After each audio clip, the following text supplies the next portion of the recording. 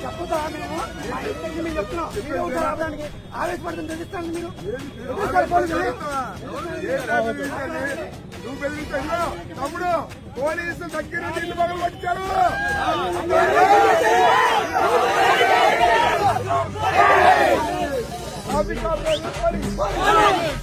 ఇల్లు పగలు పట్టారు